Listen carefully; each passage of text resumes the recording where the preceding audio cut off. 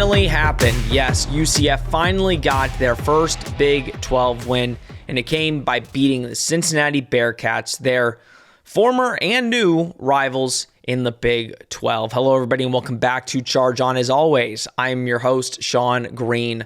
Before we get started, as always, a quick word from our sponsor, BetOnline. The last of the major pro sports leagues is off and rolling, and college basketball is ready to go as well. BetOnline remains your top spot for all your live betting action and contests.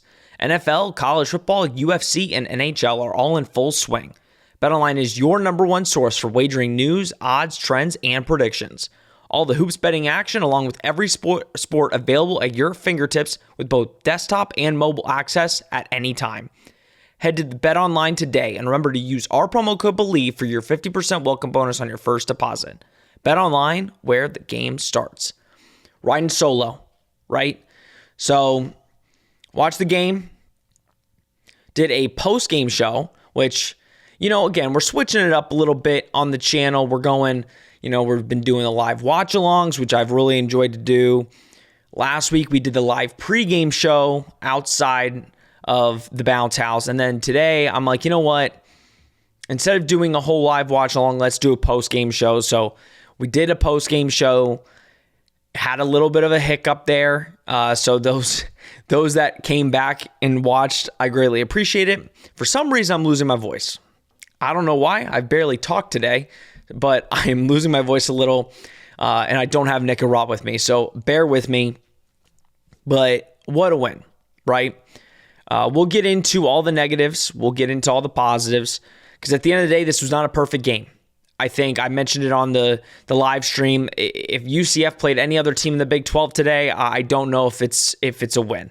But at the end of the day, winning on the road in college football is hard. Winning in the Big 12 has been hard. Just look at the last 5 weeks. And UCF has had a rough about month and a half, right? You play Kansas State. You play them tight. And you lose in the fourth quarter. You're blowing Baylor out. You lose it in the fourth quarter. You don't show up at Kansas, right? You get a bye week. Then you come back and bring it to the fourth quarter with Oklahoma, but you lose it in the fourth quarter. You play West Virginia, and, you lose it basically in the fourth quarter.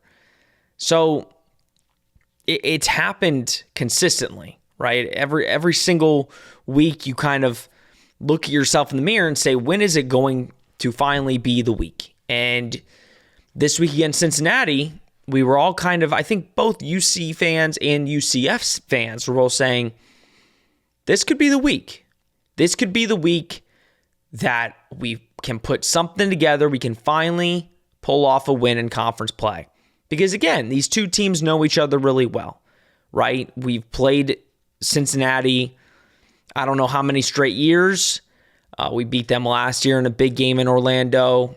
It's been a rivalry that has kind of heated up over the last couple years. And both teams have been not great to start Big 12 play. So here was the thing. We said that, listen, UCF should beat Cincinnati. Cincinnati's offense is not good, which I even said on the pod that they're better than, they move the ball on some teams. The problem is when they get into the red zone area, they can kind of struggle. And I think we saw that tonight. But it was very interesting just how, I don't want to say the same mistakes, but it's, listen, we're 9 weeks into the season. We know what this UCF team is. We know it at this point. And though not perfect, I think they made enough plays to win the game. We also let Cincinnati beat themselves. And I think that's kind of the underlying thing here that we could talk about is, at the end of the day, UCF didn't go out and completely lose it for them, but the Bearcats didn't go out and win it. I mean, if you look at the stats, we can talk about a couple of the stats here. Bearcats outgained UCF in yards, 515 to 393. Had more passing yards, 267 to 165. More rushing yards, 248 to 228. Had 2 more first downs, was 2 for 4 on fourth down, ran 8 more plays, had 5 more minutes of time of possession. So, I mean, when you look at the stats from that point of view, Cincinnati played pretty well. What happened to them is the 2 turnovers and 8 penalties for 75 yards. What does that remind you of? It reminds you of us, of UCF. Watching that game, I'm like, that is UCF in a nutshell the last 5 weeks. Is they're playing good enough to win the game? Now, Cincinnati, don't get me wrong, Cincinnati wasn't doing anything that was amazing me or like, wow, we could, they're going to absolutely kill us this game, or they're just playing so much better. It wasn't that. It was strictly, at the end of the day, they could run the ball all over us. They could do whatever they want. If they just didn't beat themselves, I think it was Cincinnati's game to take. Now, I don't think UCF played to their full potential. Don't get me wrong. I mean, again, if it wasn't for RJ Harvey, I don't know what could have happened. RJ Harvey had one of the best games of his time at UCF, and I think has really positioned himself as an NFL running back if that happens. Because I think RJ Harvey just does things, even when a hole is not there, he creates a hole. And he always fights for extra yards, which, again, at times this season, he's made something out of nothing. But he was the savior for UCF with 3 touchdowns. And look, Cincinnati, I think my biggest complaint, we'll go into the defense, but my biggest complaint is that there's still no significant changes that have been made where you are seeing an improvement. Like I said, we're 9 games in. You are who you are at this point. There's only getting better. And it's not like you're going to take a huge leap in week 10, right? You take incremental leaps. You try to get just a little bit better every week so that, just like last season, UCF, right? UCF kind of peaked at the wrong time, and they just kind of got progressively a little worse every week. The goal is you start here, and you work your way up to here by the end of the year. Incremental leaps. You're not going from here to here from week 9 to week 10. Because if you're doing that, then most likely in week 11, it comes back down to reality, right? So the running defense was disappointing. I mean, again, let's call it like it is. They get 248 on the ground. Kiner had 19 attempts for 114 yards and a touchdown, and Montgomery had 8 attempts for 113 yards and a touchdown. 8 attempts for 113 yards. 14.1 average for Montgomery. That's unacceptable. It's unacceptable. Now I get it's a win, and we're going to be happy, and we're going to be, thrilled. Because at the end of the day, UCF did what they were supposed to. They went on the road and beat a team in a stadium that UCF has notoriously not done very well at. So credit the staff and credit the team. I mean, again, that's 5 straight weeks, and they finally got one. And again, there's much worse that could be taking place, right? You could have lost, and that, again, then you have to hear it from Cincinnati all year, which now we don't have to. You have another year of being able to talk whatever stuff you want to talk on Twitter, and you're not the worst team in the Big 12, which I think is good to know. And I don't think UCF has shown that they're the worst team in the Big 12. I think they're the worst in the Big 12 at beating themselves. And I think if you go back and you look at the 5 weeks, UCF has beat themselves almost in every single game. And that's college football. We've talked about that every week on Charge On, that UCF, if they don't beat themselves, they're in every game, and they probably win more games than, our record shows. But your record says that you're 4-5. That's what your record says. And at the end of the day, you've got 3 more games. You have 3 more games. You have to win 2 to get to a bowl game. And can you prevail? Let's talk about the game today a little bit more in depth. Obviously, John Rice Plumlee. I think many of the listeners that have been with this show and been with this channel the last year and a half know that we were very critical on John Rhys Plumlee last year, which many people did not agree with the takes we were saying. A lot of people were giving John Rhys, a lot of, excuses, saying, hey, listen, he hasn't played quarterback in a couple years and, give it some time. We were not giving into that. We said, listen, we expect a certain standard out of a UCF quarterback, and John Rhys hasn't been that. This season, granted, obviously hadn't played since week 2, came back for Oklahoma, played Oklahoma, West Virginia, now Cincinnati. A lot of people are still being very critical.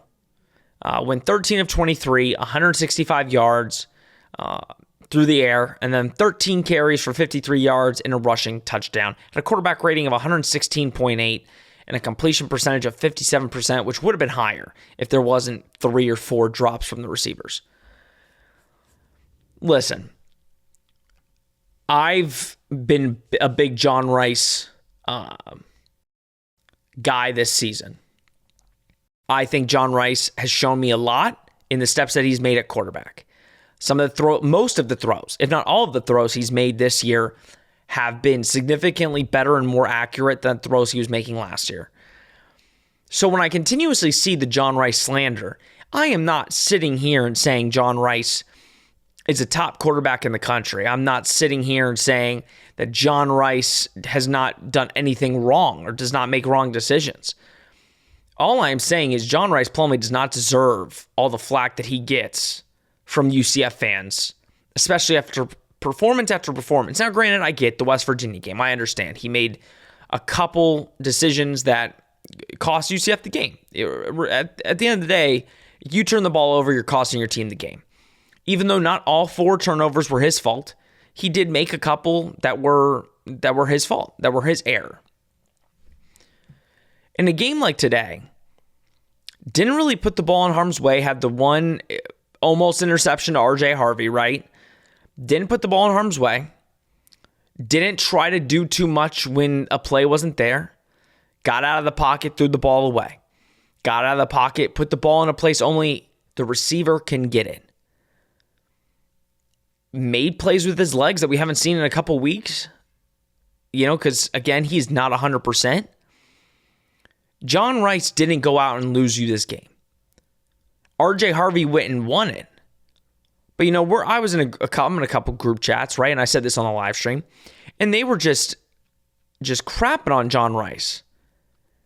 And at that point, he just came up with 2 big third downs, which led to an RJ Harvey touchdown. And I'm like, what more do you want from the guy? Nothing was there. The play broke down. He goes and fights for 2 first downs on 3rd down and 7, 3rd down and 8, and leads to a touchdown drive. Without those 3rd down pickups, who knows if UCF would win? I mean, we had a missed field goal. That was big points. Missed opportunity after missed opportunity. I mean, again, UCF practically kept UC in this game. No ifs, ands, or buts about it. I mean, even the end of the game. I mean, they should have had no chance for a 2-point conversion. But again, you give up a big play. So credit John Rhys Plumlee. I'm loving what I've been seeing out of him this season. Obviously, again. But I obviously know what I'm expecting and getting out of John Rhys. As long as John Rhys doesn't put the ball in harm's way, UCF has a chance to win every game. If John Rhys protects the football, I like UCF's chances. Now, he's not perfect. I've never said he was. But I think we know what we're expecting of John Rhys. RJ Harvey, enough said. RJ Harvey, like I said earlier, just fights for every yard he can get. And that's why we've loved RJ Harvey the last 2 seasons. We were the ones on this channel pushing for RJ Harvey over Isaiah Bowser last year. And he's making the most of his opportunity. 20 carries for 164 yards and 3 touchdowns. That's all you can ask. He was the workhorse. I think that's 4 straight 100-yard games. He's going to break 1,000 yards. I think he only needs 140 more yards to break 1,000. He's going to do that. One negative off the offense, which I liked the offensive line. Drake Metcalf should not see the field the rest of the season. He is not good at center. He's proven that. He cannot snap the football. He makes too many mistakes. So besides Drake Metcalf, I think the offensive line played really solid. Gave John Rice time. The one that he dropped right in the bucket for Javon Baker, again, had ample time to throw the ball, and it was beautiful. The one negative, I'll say, I just need to see more out of the receivers. I get it. Xavier Townsend has been injured, and they're not putting him out there. He's trying to get healthy. But Javon Baker had 4 receptions for 93 yards. Kobe Hudson, 2 receptions for 45 yards. And then I said this on the live stream, but Johnny Richardson had 3 catches for 9 yards. RJ Harvey, 1 catch for 7 yards. Randy Pittman Jr., 1 catch for 5 yards. Jared Baker, 1 catch for 3 yards. And then Alec Holler, 1 catch for 3 yards. That's not going to win you many football games when you have... Now, granted, he targeted Kobe Hudson 8 times and Javon Baker 6. Out of your 23 pass attempts, you're throwing to either Javon Baker or Kobe Hudson 14 out of the 23 times. I don't mind that. I like that. But at the same time, you got to get other guys involved. And I think, listen, at the end of the day, Jared Baker had 6 targets and only caught 1 ball. So definitely need to see more out of the receivers. And again, I need to see some guys step up because next year, if Javon Baker and Kobe Hudson are not here, who's going to step up? Who's going to be the guy to make the plays? That's kind of what I'm looking for the final 3 games. Let's go to the defense. I'm going to give my defensive MVP this week to Lee Hunter. Lee Hunter will be going to the draft. There's no question. He will get drafted. He just makes plays after plays. He pushes the pile. And obviously Cincinnati's offensive line, kind of on the same par as ours in a way, just because, again, they're not very good at protecting the quarterback. Lee Hunter, 7 total tackles, 2 solo, and 1.5 tackles for loss and a quarterback hit. I know Tremon Morris-Brash. I'll give co-MVP to Tremon Morris-Brash. Again, 5 total tackles, 3 solo, 2.5 sacks, 2.5 tackles for loss. He's been incredible this season. He leads the Big 12 in sacks. He's gone next year. He will get drafted. Walter Yates, I'm surprised he had 13 tackles. I thought he was awful today. He led the team in tackles, but I thought he was not good. The linebacking core, Jason Johnson comes up with the fumble recovery, which was huge. That was a huge play in the game. But I think the linebackers, like we all know, are one of the weakest parts of this football team. I mean, let's talk about it, right?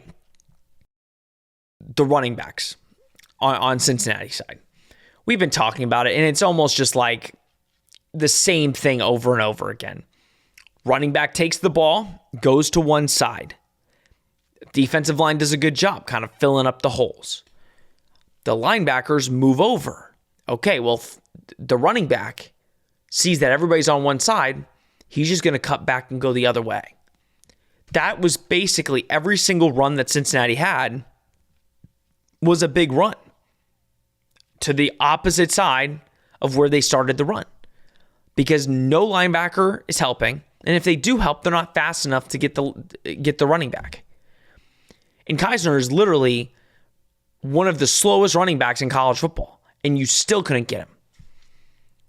So I don't know what they're going to do. I know UCF knows they don't have any better options right now. You can go with the young kids, but again, there's a reason they're not playing. They're not ready to play.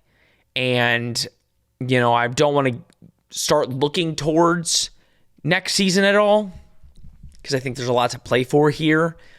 But the linebackers are the weakest spot on this football team. And you lose Jason Johnson next year. So besides that, that's the problem that you need to look at yourself in the mirror and you need to look at your roster and say, do we have the freshmen now that are going to be starting next year? And will they be able to be better than the guys this year? I think Braden Marshall played really well at times. Really kind of showed why he was on the freshman All-American watch list early on. Josh Seliskar has really, again, another week where he's kind of just been a non-factor.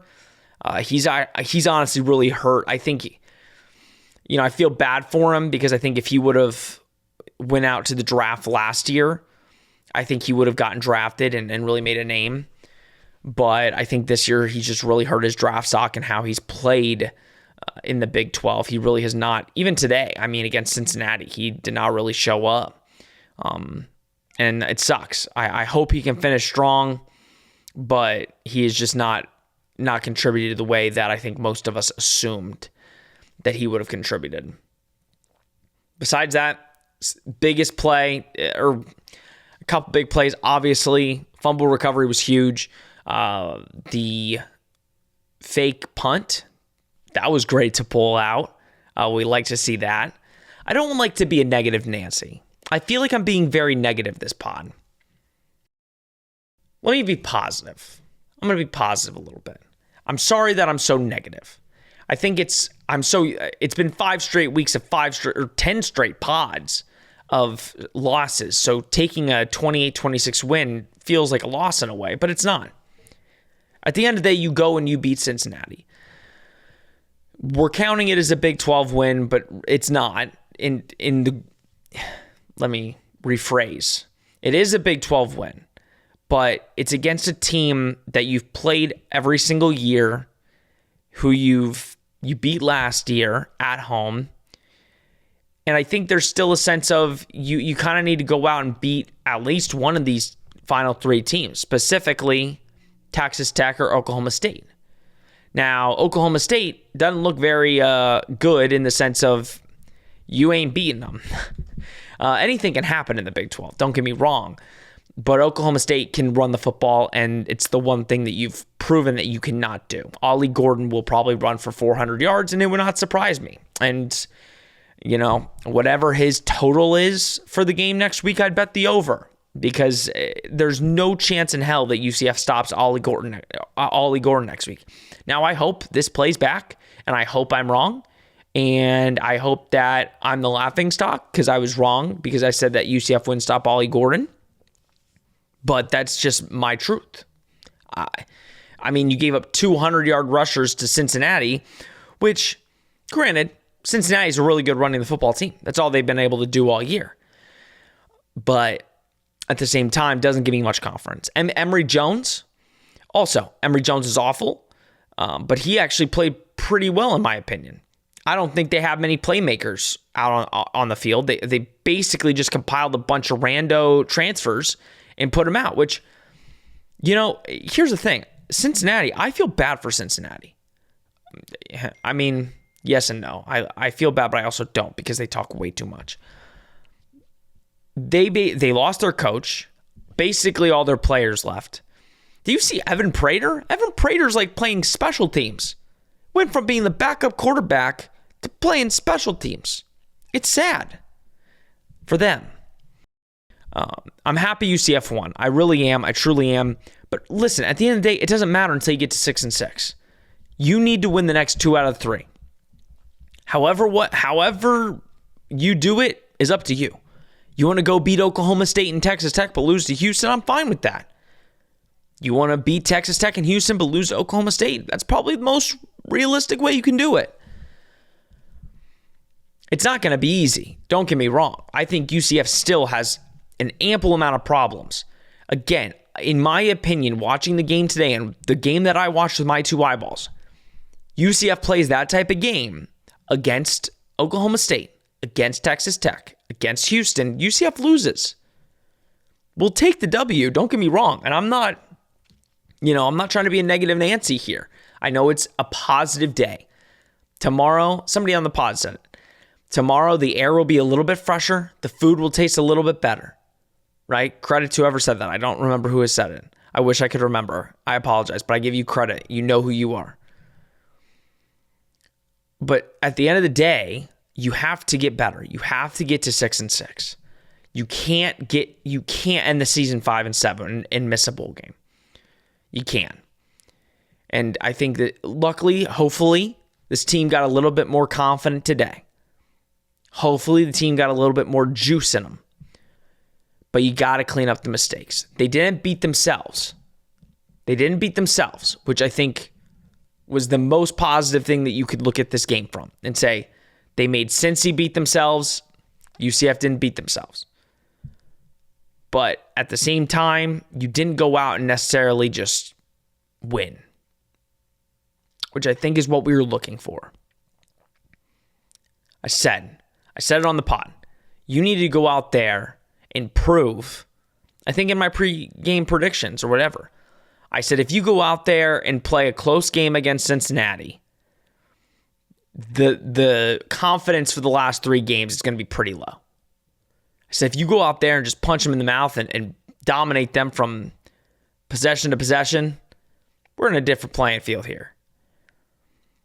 But I think UCF just, again, it's one of those weeks where you kind of felt at any point UCF could just win, just go out and just dominate. But it's almost like they just let Cincinnati hang, which is what was the disappointing thing was. But at the end of the day, I'm being negative. UCF went out and did handle their business, which is all we needed. We needed that on a Saturday. UCF won, the Magic won. I'm happy. It's been a while since my teams have won. Now, granted, maybe today the Patriots will beat the Commanders. Then I'll be 3-0 this weekend. I'm batting pretty well. But next week's not going to be fun. You'll get, obviously, your pregame preview on Thursday. But you got 3 chances to really make some noise. A bowl game would be fun. Maybe not for you, but listen. UCF versus Auburn would be fun. And I hope that this win kind of ignites another fire under these guys and says, listen, we can go finish the season strong. And then we'll deal with all the transfer hoopla and quarterback hoopla and everything in 3 weeks. But you got 3 more opportunities to go get a win. 2 more home games. And that's all I got to say. Gus Malzahn finally gets a win over Scott Satterfield. I don't know if it means much this season, but hey, we'll take it. 1-2 to Scotty S. Which I know Cincy fans are not happy with him. But again, I don't imagine coming into the situation he's coming into. But Louisville's doing better without him. So, I mean, what are you going to do? All right, guys, what a win. Good win for the boys. Hopefully they can keep it going in Big 12 conference play. Again, you end with Oklahoma State, Texas Tech, and Houston. Houston gets a big win today. I forgot the team they beat. I think they beat Baylor. They beat Baylor. So, I mean, again, Houston's beat 2 teams UCF hasn't. So it's not like, I know why I kept saying Houston's bad, and I still think they are. They keep winning some games. So Dana Holgerson's doing something right. You got 3 more games left, guys. 3 more games. We're going to take the win. We're happy to beat Cincy, spelled with a Y. It's not Cincy with an I, it's Cincy with a Y. Happy to go out with a win. And hopefully the boys can have a good week of practice to really see if we can make some noise and beat the number 2. I don't know what they're going to be in the ranking after, but one of the top teams in the country that just won the final game of Bedlam. All right, guys, thank you so much for tuning in. I really do appreciate it. If you like this channel, if you like all the content we produce, if you're a UCF fan or a Big 12 fan, please like, subscribe, share, comment, do all that you do. We greatly, greatly appreciate it. We're trying to get to 500 subscribers by the end of the year. It would really mean a lot to us, so please tell your friends about us. We'll be doing a lot of cool things in the coming months, and we look forward to seeing you all at some point, whether that's next week or the week after or the week after the week after. All right, guys, this has been Charge On, presented by Bet Online. We will see you on Thursday.